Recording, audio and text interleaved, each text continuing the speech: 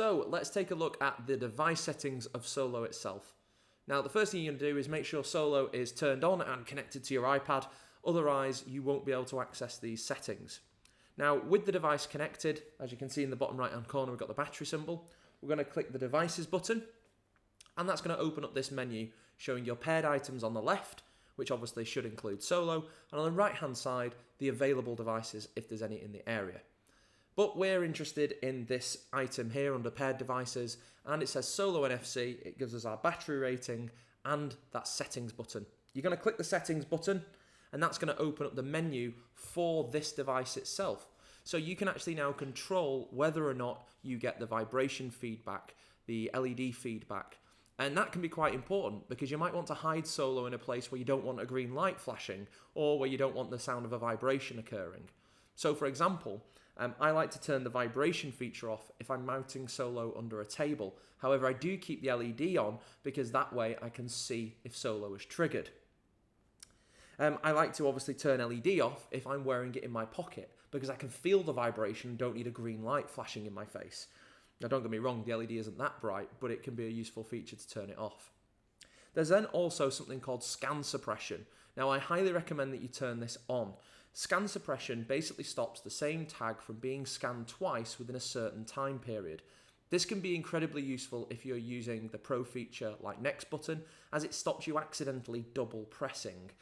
We've all been there using a remote, right? So turn on scan suppression and I set it to 5 seconds, which basically means Solo will ignore a tag being scanned again for 5 seconds. And that's the same tag, by the way.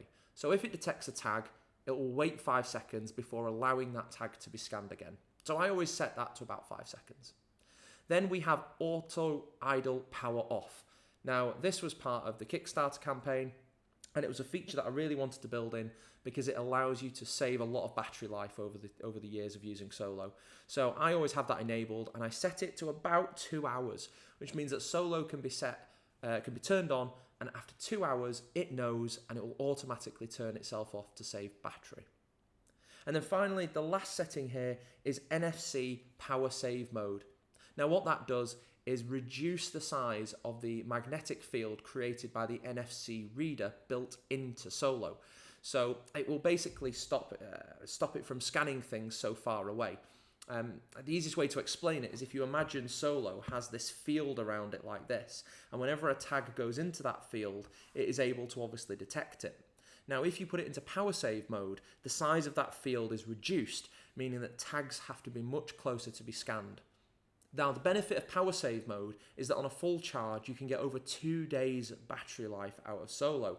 So this is ideal if you have installations, if you're using it for an art piece, maybe in escape rooms or in fixed locations where you do need a longer battery life over a more prolonged period, but where range of tag scan isn't so much an issue. So that's a really useful setting. Obviously for everyday use for me, I have it turned off because I want to be able to scan things from a decent range. Now the only other thing to mention on here is the device name. Now you can rename this device to be something more useful. However, do note that there is a limited number of characters because these characters are actually stored on the device itself. So for example, if I was to go into this and tap this, I'm going to change the name of Solo to table and hit enter, and that will rename the device to table.